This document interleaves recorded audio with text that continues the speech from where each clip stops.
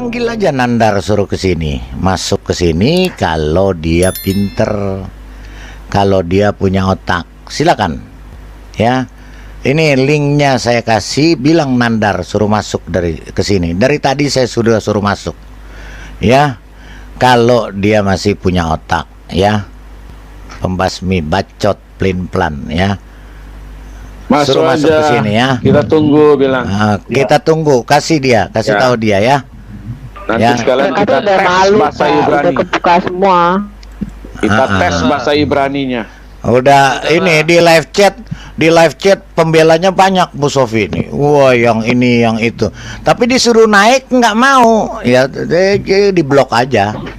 Nggak usah banyak ngomong. Iya, jadi kalian yang pengikut Jonathan Nandar aja nggak pernah bahas Quran. Kalau apa tentang Alidara. ya, Satu-satu. nama asli nabi kalian itu adalah Yatem bin Abdul Allah.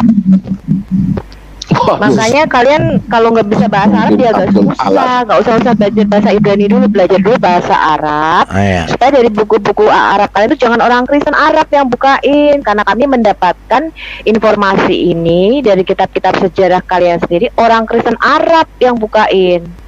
Iya. Ya, kalian itu pelajari dulu nama nabi.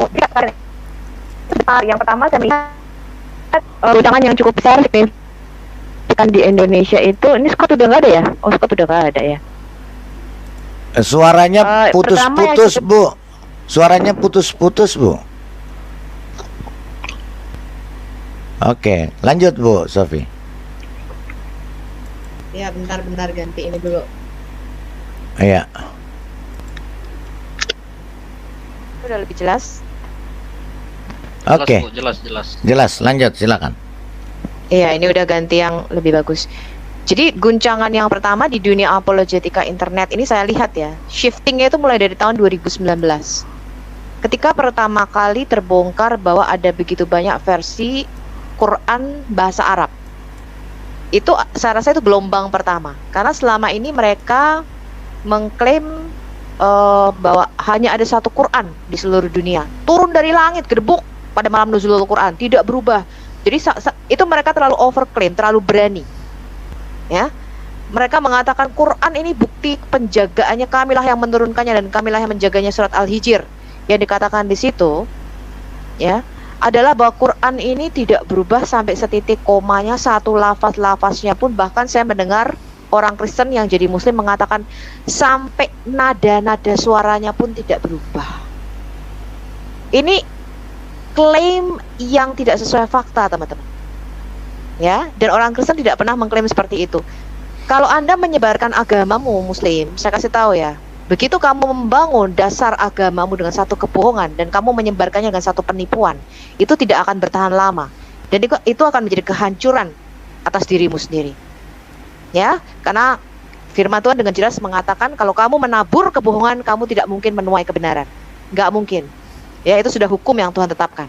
Ketika kamu membangun dasar Islam di atas kebohongan dan bukan di atas kejujuran, itu akan menjadi satu senjata yang kembali kepada dirimu sendiri. Dan lihat, ini sudah mulai menggoncang Indonesia. Itu yang pertama, Pak. Itu tahun 2019, saya ingat sekali. Ya, dan itu gelombangnya pertama terjadi di dunia internasional dulu, ya, di Inggris, kemudian di Amerika, sampai ke Indonesia. Jadi tadinya muslim-muslim yang masuk di ruangan kita tuh mengklaim, wah ini Quran itu tidak berubah, Alkitab ada banyak versi terjemahan maksudnya. Ketika kita bongkar, makin kita bongkar, mereka tidak punya Quran asli, ternyata manuskripnya itu nggak ada. Ya, jadi manuskrip yang mereka klaim, ya ini adalah manuskrip versi Utsmani, karena tidak satu pun Quran versi Utsmani mereka punya. Tidak satu pun Quran yang utuh dari tahun pertama Hijriah, komplit tidak berubah, persis titik-titik komanya serta skill itu tidak ada, mereka tidak punya. Ya, ini jelas bertentangan dengan klaim. Dan ketika saya mempelajari Quran lebih dalam mengenai sahabat ahruf atau 7 ahruf, ya kan mengenai sahabat ahruf itu jelas bahwa Muhammad lupa akan Qurannya, sehingga terjadi perbedaan bacaan-bacaan di antara para sahabat. Dan Muhammad mengklaim Jibril memberikan dia dalam 7 ahruf. Ya, itu adalah klaim yang sepihak. Jadi pertama tadi Scott ada satu bahan yang bagus, saya akan saya bikin live khusus dengan Scott orang Indonesia. Kita ngambil dari J. Smith dan Sirah International. ya, bahwa Muhammad tidak pernah lupa bahwa kami jutaan muslim di seluruh dunia menghafal Quran sehingga tidak satu pun yang akan lupa. Ini nggak betul. Ya, bahkan kita sudah mengekspos ayat-ayat yang dimakan kambing, ya, ayat rajam dan menyusui dewasa. Kita sudah mengekspos kira-kira ada 70% dari jumlah surah itu yang hilang. Ya, yang sekarang ini tinggal 30%. Kita sudah mengekspos tidak ada satupun Quran manuskrip versi Utsmani. Yang mereka punya adalah versi hafalan Imam Hafs, ya, yang distandarkan 1924. Ini gelombang pertama saya lihat, ya. Dan saya lihat kalangan cendekiawan sudah mulai mengakui ini, karena kalangan cendekiawan itu kan pakai otak kalau ngomong, ya, beda dengan kaum kadrun. Mereka kalau ngomong pakai otak, dan mereka tahu bahwa perbedaan bacaan ini sudah ada pada waktu zaman awal perkembangan Islam. Saya sudah bikin videonya dan saya sudah tunjukkan. Gelombang kedua yang kita sapu sekarang adalah origin daripada Quran atau proto-Quran namanya. Ya, kemarin debat dengan Hussein dan Solikin mengguncang, dan saya lihat ini sudah menjadi bahan pembicaraan di pesantren-pesantren di seluruh Indonesia. This is very good. Bahwa origin daripada Quran bukanlah berbahasa Arab. Ya, karena ada kata-kata asing total. Kita sudah mengklasifikasikan kira-kira 300 lebih kata-kata asing yang diserap di dalam Quran, dan bahkan ada kata-kata yang orang Arab sendiri nggak tahu artinya apa, karena itu kosakata asing. Ya, ini membuktikan bahwa proto-Quran atau the origin of Quran bukanlah bahasa Arab. Sehingga Quran sendiri berkali-kali mengkonfirmasi ini diturunkan dalam bahasa Arab, ini diturunkan dalam bahasa Arab. Kenapa? Karena aslinya bukan bahasa Arab. Ya, dan ketika orang Arab mendengarnya, mereka tahu ini bukan bahasa Arab. Kita tahu itu adalah bahasa Aramaik, ya, mungkin sedikit campuran. Kemudian ini saya rasa gelombang ketiga, di mana Pak Lidara juga kemarin sudah mengungkapkan bahwa ada beberapa surah yang ditulis oleh orang Yahudi. Betul ya Pak Lidara? Iya, betul. Dan saya rasa ini akan menjadi sesuatu yang masif, karena itu sesuai dengan sejarah yang kita baca mengenai saya sudah membukakan kemarin dari Abdul Masih Al-Kindi dan dari Yohanes Damaski, bahwa memang Muhammad itu bertemu dengan beberapa orang Yahudi. Dan dari sumber Islam sendiri, kita tahu bahwa Muhammad menerima kitab-kitab berbahasa Ibrani dan Aramaik, dan dia menyuruh Said bin Thabit untuk menerjemahkan kitab-kitab tersebut dan menyuruh Said bin Thabit untuk belajar bahasa Ibrani. Ini gelombang kedua.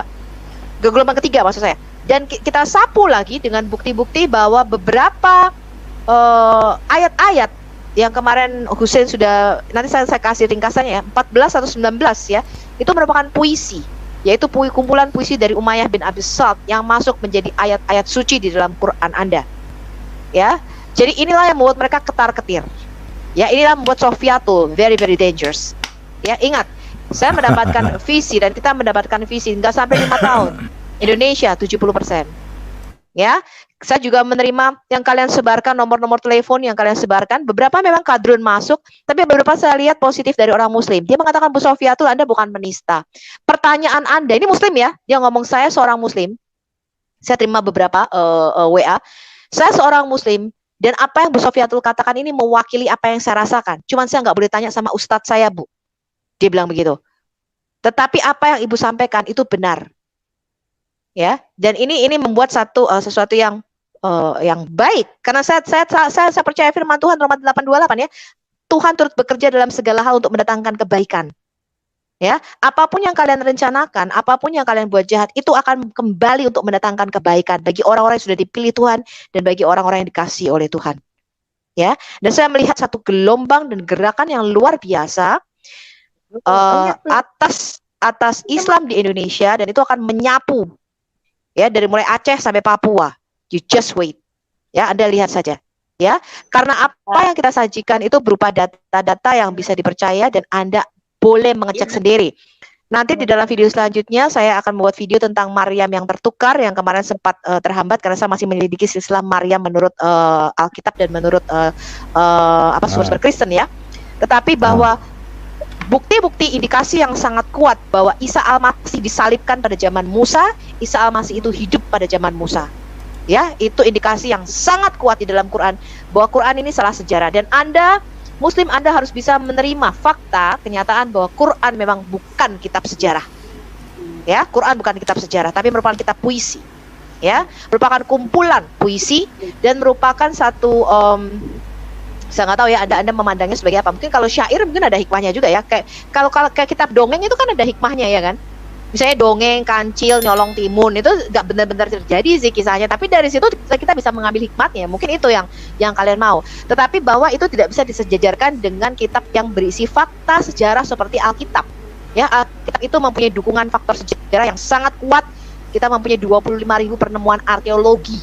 25.000 bukan main-main. 25.000 penemuan arkeologi berupa inskripsi, ya, baik dari tanah liat, dari batu dan sebagainya, dari manuskrip dan sebagainya. Semua nama tempat, nama-nama yang disebutkan di dalam Alkitab itu merupakan tokoh sejarah dan hidup di dalam dimensi ruang dan waktu dan tidak pernah salah sejarah seperti Quranmu. Ya, nah Anda harus live with that fact. Anda harus hidup dengan kenyataan bahwa Anda tidak punya manuskrip Quran asli zaman Utsman yang Anda gembar-gemborkan. Anda mempunyai banyak sekali versi Quran Arabik, ke total ada 37 yang sudah kita temukan. Ya, klaim Anda mengatakan Quran tidak berubah, titik komanya sama sampai selama-selamanya itu tidaklah benar. Yang ketiga, Anda harus hidup dengan fakta bahwa semua yang diceritakan di dalam Quran itu tidak pernah terjadi dalam sejarah. Ya, saya rasa itu Pak Lidara. Oke ya, kita mau lihat Sinandar lagi buat pembelaan. Kita lihat kelihatan bener botolnya dan begodersnya. Saya ketawa. Kita lihat ya sama-sama. Dia mau masih ngotot tentang Rodse katanya untuk laki-laki. Kita lihat apakah sebanding dengan apa yang saya tampilkan. Kita dengar. Dia mau ambil Rodse-nya membenarkan congornya dia ya. Kita dengar. אני רוצה לאכול.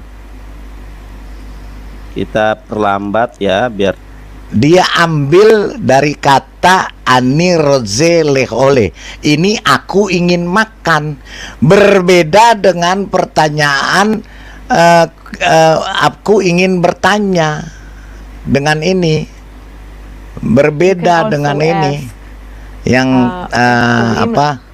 Sebentar tadi yang bagaimana Ani Rodza ya sebentar.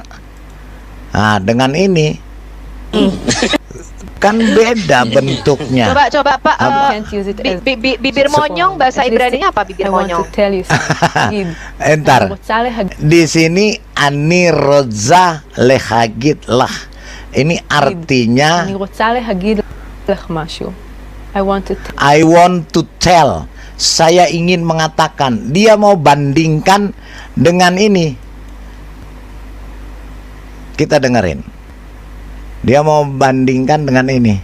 teman-teman tahu perlambat kita dengerin. Perlambat berarti normal. Jadi Jonathan Nandan ini cuma mau ngetes bahasa Ibrani doang. Oke. Kita putar lagi. Kita dengerin. Si mulut monyong ini mau apa dia? אני רוצה לאכול.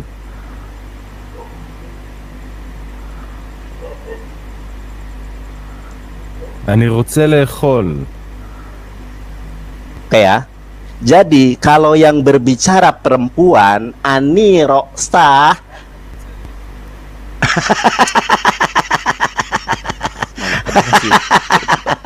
Oke ya. Saya perjelas ya, jangan lihat ini. Dengerin. Dia bingung sendiri. Saya kasih link. Anda mau ini? Dia bingung sendiri. Dengerin. Kita lihat dari sini. Lihat, dia cari dulu ya, untuk membenarkan dirinya dia. Oke, kita putar. Saya perkecil dulu ya. Ini kan channel luar negeri. Ya nanti. Mulutnya, maksudnya emang dijepit mulutnya pakai tali. Bahasa Inggrisnya nggak bisa lo. Masuk Singapura aja ditolak lo. Dibuang sampah. Ini Govea, terus itu apa? Kita dengerin dulu. Oke, sebentar. Nah. אני רוצה לאכול.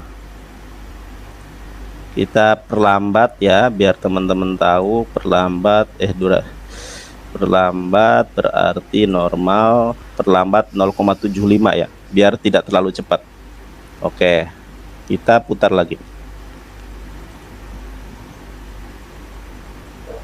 אני רוצה לאכול.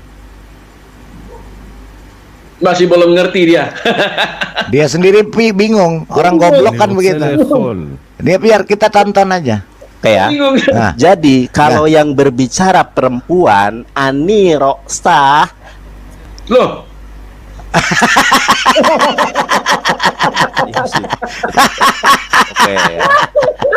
Valida. saya Kita- perjelas ya, kita sekarang ada- Anda lihat ada, Pak. ini. Itu yang ahli bahasa Ibrani. Saya kasih link, Tidak pakai Anda bahasa mau Ibrani ini kok. saya kasih linknya ya, teman-teman si Kristen yang punya kontaknya si Lidara. ah, Saya kan diblokir sama si Lidara. ah, Sampai link dari saya, silahkan di share. Si Lidara harus mempertanggungjawabkan ini, ya. Lidara apa? kamu pertanggungjawabkan. Apa Nandar? Oke, saya perjelas lagi. Nandar, Ani Dar. Bingung Rose sendiri Lehagit Ah. Leha Mana? Masehu. Mana? Aku ingin mengatakan sesuatu kepada Nggak kamu. usah. Mana? Kalau Mana? kemudian Ujian Ani bahasa Rosah Ibrani. Lehagit lah Masehu itu objeknya adalah perempuan. dan yang Mana berbicara adalah Nandar? perempuan. Nah, Mana? di video si Lidara itu, Mana yang Ani subjeknya Rodsehnya? adalah Mana Ani Rodse Lehagit? Mana akan Nandar? menunjukkan bukti data Mana ya. buktinya? Teman-teman Mana? yang tidak mengerti bahasa Ibrani pun ini ada bahasa Mana? Inggrisnya. Mana Saya buktinya? akan Mana? Ani buka Rodse. sebuah video Ani Rodse Lehagit lah video Mesuhu. Ya, Pak. Ismail. Kita dengerin. Lo urusin aja, emet si Teman-teman perhatikan ini. Nah, dia buka apa lagi? Ini saya perbesar. Dia buka lagi apa? Kurang Coba. besar saya perkecil aja. Nah, ya. Perhatikan, Ah, Bingung dia. perhatikan baik-baik. ah, ah. Nah, Ah. digedein aja ya. Iya, Perhatikan gedein. baik-baik teman-teman. Gedein Nandar. Nah, Gedein. ini jelas ya singular Ah. plural Ah. ya. Present tense atau participle. Kalau di sini coba lihat tanda panahnya di sini yang saya lingkari itu teman-teman, Ah. diperhatikan yang saya lingkari. Yang saya lingkari tolong diperhatikan. Pertanyaannya Nandar, mana bentuk participle. bentuk kata Ani Rodze Lehagit Mesehu mana? Yang congormu omongin mana? Tunjukin frasa katanya. kebingungan. Nah, kalau wan ya rokseh itu untuk apa? Maskulin. Kalau Iya. roksah untuk apa? Feminim. Betul. Kalau dalam bentuk apa dulu katanya perkataannya? Masa untuk bertanya sama orang, mau bertanya kepada orang kamu samain dengan aku ingin makan? Masa disamain dengan ini Ani Rodze? Aku ingin makan. Ani Rodze oleh.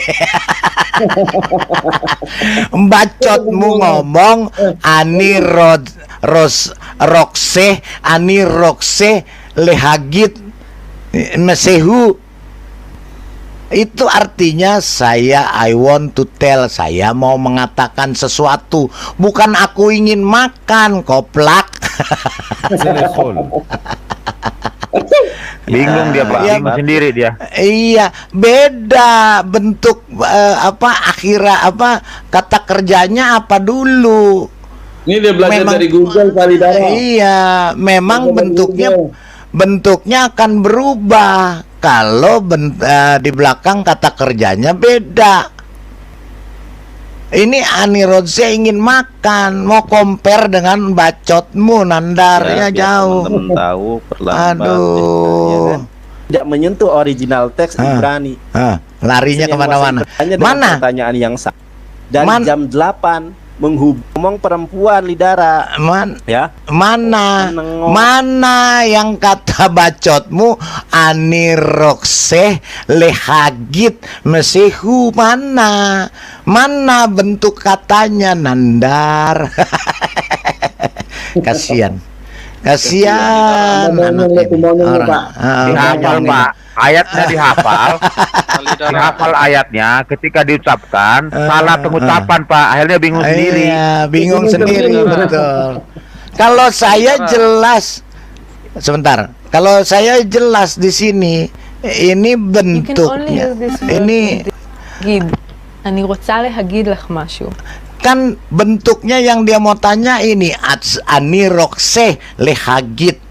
Lehagit itu artinya mau bertanya, bukan mau makan Nandar. Kalau mau makan Ya beda kan lagi. Yesifanya Rabi Google. I want to tell you something. I want to tell you something. Yang kamu kasih tunjuknya tadi I want to eating, bukan I want to tell. Udah. Gua bingung sendiri, Pak. Kasihan. Aduh, manusia saya boleh koplak. ngasih tanggapan. Jadi Palidara, Pak Lidara. dan Ya. Palidara sebelum masuk Rabi itu dia sudah hafal. In this form. Ah, dia udah hafalin. Dia udah hafal. Oh, nih nanti kata ini yang akan Ya, keluar, jadi ini akan gitu. Ya, jadi Gitu. sebelum Boleh masuk ngasih Rabi tanggapan itu sedikit, Pak dia sudah hafal satu kalimat itu. Nah, begitu dia hafal iya, kalimat iya. itu, makanya begitu masuk ke Zoom itu dunjang si Bombong, Dia bingung, itu kan salah langsung diucapkan, ngomong. itu ternyata salah ngomong gitu loh, gitu Palidara. Gini, Bingung langsung dia. Katem, pengikut katem. Oke. Pak Lidara, Kenapa saya boleh Pak kasih bingung? tanggapan sedikit. Iya, gimana? Silakan.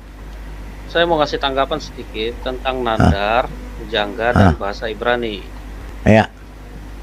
Tadi saya dengar-dengar dari tadi. Saya pernah dengar nandar ini di channel YouTuber juga. Dia belajar bahasa Ibrani memanfaatkan dari YouTube-nya Ibu Rita Wahyu. Tapi Iya, tidak tahu menjadi saya. murid, tapi tidak menjadi murid dari Ibu Rita Wahyu. Iya, dia ambil dari Bu Rita Ya, Wahyu, dengan saya tahu. demikian, dia bisa dikatakan belajar secara pasif. Iya. Kalau Nggak zaman bisa sekarang- bayar kursus, Pak, dia. Ya, kalau zaman sekarang kita katakan belajar secara pasif. Tapi kalau zaman dulu kita katakan mencuri ilmu. Iya. Mencuri Betul. itu harus kita garis besari. Itu tentang nandar. Pak, Dan tentang nabinya pujangga si tadi, katem aja curi kitab orang, apalagi yang Iya. ikut. ya, sebentar Bu ya. Tadi tentang pujangga tadi. Iya. Tentang pujangga, dia tidak bisa menjawab dari pertanyaan betul atau salah. Dia hanya melebarkan saja. Sebenarnya jawabannya tadi yang ditanya tadi Pak Timothy tadi nanya ya, atau betul atau salah. Dia larinya ke grammar. Padahal pertanyaannya betul apa salah menurut grammar atau menurut terjemahan atau menurut pengucapan. Jadi kesimpulannya, seseorang yang mencuri dia tidak akan paham asal usul dari apa yang dia curi. Betul. Dan Betul. dia Setuju. dan dia tidak akan bisa mempertahankan apa yang dia curi.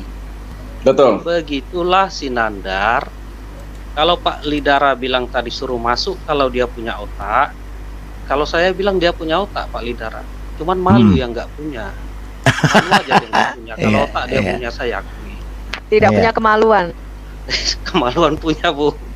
Jadi sesuatu yang kita curi, kita tidak akan tahu asal usulnya, tidak bisa menerangkannya dan tidak bisa mempertahankannya. Jadi saya ingat perkataan Christian Prince tentang Quran bahwa mereka mencuri tulisan-tulisan dari sumber lain dan memasukkannya ke ayat-ayat Quran. Kenapa begitu? Karena waktu lu ada orang- copyright ya, Pak. Gimana Bu? Puisi-puisinya Umayyah bin Abi Salt dicuri sama si katem. Iya, makanya mereka itu tidak bisa menerangkan Qur'annya. Nah, begitu pula si Nandar. Karena dia mencuri ilmu dari Ibu Rita Wahyu atau dari YouTube, belajar secara pasif, karena tidak ada kita bisa bertanya, kita tidak bisa bertanya, kita hanya mendengarkan. Ya, secara pasif. Kita mencuri-curi. Jadi hasilnya nggak ada. Jadi untuk penggemar Nandar jangan dibangga-banggakan dia bisa bahasa Ibrani, bahasa Yunani atau apapun. Kita channel Nabinya aja nyolong. channel Kristen ini mempunyai link kemana saja. Si Nandar bahasa Ibrani kita bisa hubungi, ada orang-orang yang bahasa Ibrani. Kita juga bisa hubungi orang-orang yang bahasa Yunani. Jadi dia jangan sok pintar berbahasa Ibrani. Kalau Nandar punya malu, kayak Goldian, dia nggak muncul-muncul lagi. Goldian Simbolon kan nggak muncul lagi. Cuma Nandar ini memang nggak punya malu, dia masih muncul lagi. Dan kalau Nandar masih mempunyai rasa malu, saya yakin dia tidak akan muncul lagi. Dan penggemar-penggemar Nandar, jangan terpesona oleh Nandar, carilah sumber-sumber lain. Sekarang dunia sudah terbuka, kita bisa mencari lewat internet sumber-sumber lain. Begitu aja tanggapan singkat saya mengenai hal ini. Dan pujangga, jangan coba-coba menegakkan apa yang salah. Tidak akan bisa membela-bela Nandar seperti tadi. Ya, itu aja dari saya. Oke. Ya. Sesuatu yang dicuri tidak akan kita tahu asal usulnya, tidak akan kita tahu mempergunakannya, menerangkannya, apalagi memanfaatkannya. Itu aja. Terima kasih semuanya. Oke, terima kasih. Ya, jadi dia tidak bisa, inilah karena kalau orang yang nggak punya otak, dia tidak bisa membedakan kata kerja. Di sini lehagit lah mesihu itu kata kerjanya mesihu. Kalau yang dia jelaskan kata kerjanya leole, makan, kata kerjanya ini yang dia mau coba ini dia mau Nandar ini ibarat orang bodoh mau menegakkan benang yang basah. Di sini ani roze le ehole, ini kata kerjanya makan. Kalau yang tadi dia mau omongin, ya, kata kerjanya kerjanya adalah bertanya sesuatu lah, bertanya sesuatu. I want to tell you something. Something kata kerjanya gitu. Iya, di depannya I want, mungkin sama I want, tetapi belakangnya berbeda. Dan di sini tidak ada bicara laki-laki atau perempuan, gitu loh Nandar. Karena kata kerjanya berbeda, gitu. Ya, Nandar. Bukan soal yang perempuan atau laki yang ngomong, nggak masalah. Dia pun akan jelaskan kalau memang untuk laki kayak tadi smekha, nah itu ada, gitu loh. Pasti ada penjelasan untuk laki ini, untuk perempuan ini. Bukan masalah yang ngajarnya perempuan, bukan, gitu loh. Kalau kamu ngoceh nggak karuan, jauh. Ibaratnya saya kasih duren, kamu ngasihnya itu apa, telur busuk, jauh Nandar, gitu loh. Kasihan. Oke, lanjut. Ilmu Nandar ini ada satu ilmunya, Pak. Ya. Ilmu tanpa malu, ilmu tanpa malu dia. Ilmu nggak tahu malu. Oke, boleh gantian, Pak. Oke, Deres Heyahuda, silakan. Ya, salam Pak Lidara, salam Abi, shalom, Kofi, King David, Kasih Payung, dan semua Timothy Mordekai. Ya. Pak Bingung, Bu Ana, salam. Jadi gini Pak, saya merasa lucu aja ada orang yang belajar bahasa Ibrani, kemudian mencoba menerapkan itu pada kitab suci Tanakh atau Perjanjian Lama. Karena beda Pak, antara bahasa Ibrani modern sama yang di Tanakh. Itu ada sejarahnya, ada dua hal. Yang pertama, kita kan sama-sama tahu bahwa bahasa Ibrani itu adalah aksara paling tua ya, yang dikonfirmasi oleh para ahli. Yang ciptakan kan Yusuf bersama kedua anaknya, Manase dan Efraim. Kemudian dari situ Proto Ibrani itu, Paleo Ibrani itu kan disempurnakan oleh Samuel, dan selanjutnya disempurnakan lagi oleh Ezra. Ada pengaruh dari bahasa Aram ya, karena waktu itu mereka dibuang di Babilonia. Dan terakhir itu disempurnakan oleh Masoret di abad ke-10. Nah dari situlah baru berkembang bahasa Ibrani modern. Nah orang Ibrani sekarang, itu Ibrani yang sekarang juga Ibrani Yiddish. Jadi kayak serapan gitu Pak, cuman digonta-ganti aja dia. Betul. Jadi mereka ini sekarang orang bahasa Ibrani modern itu kalau mau membaca Tanakh ya mesti belajar harus dibimbing oleh Rabi. Nah, itu alasan pertama. Alasan kedua,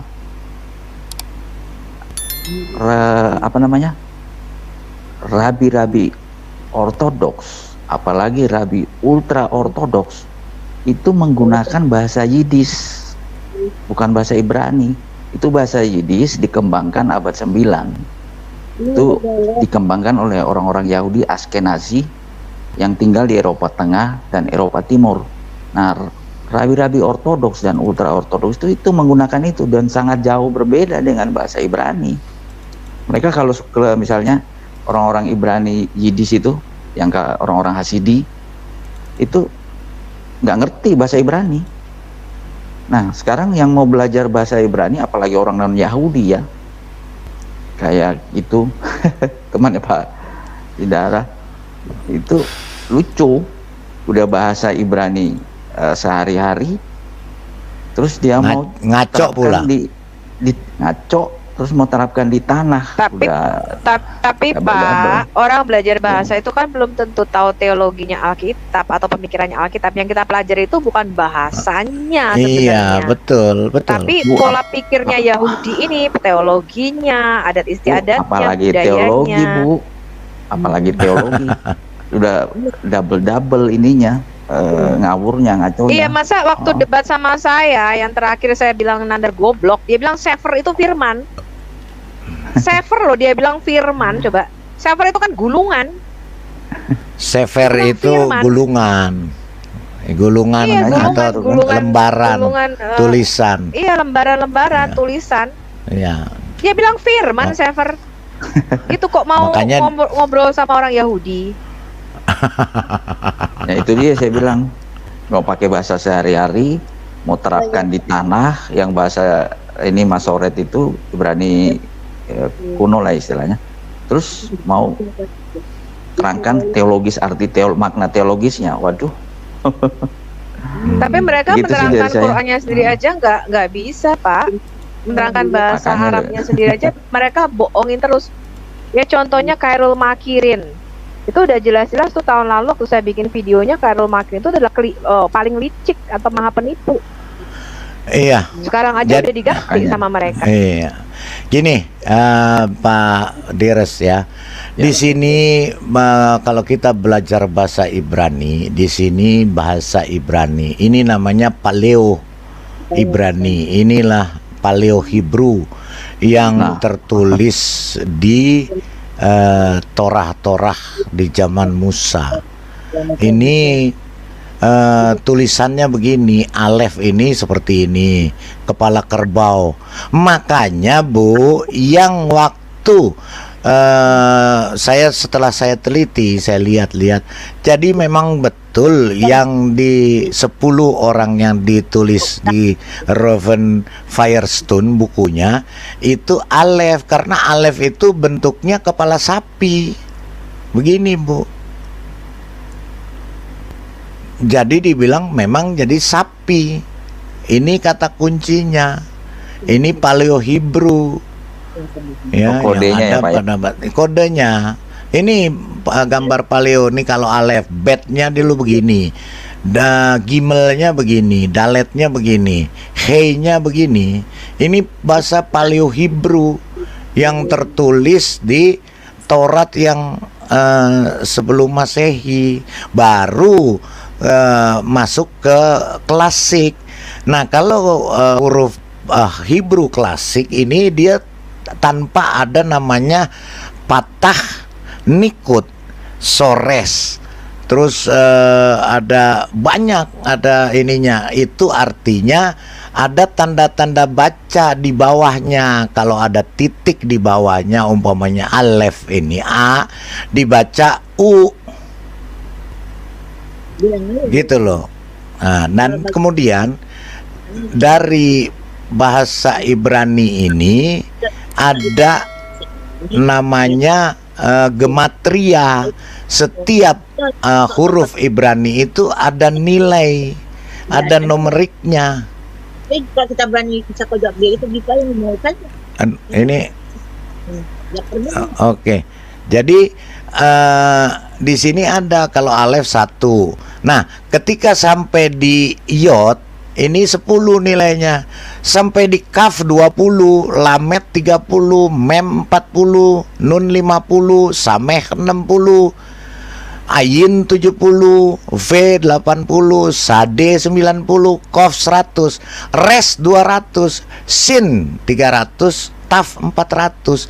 Jadi ada nilainya.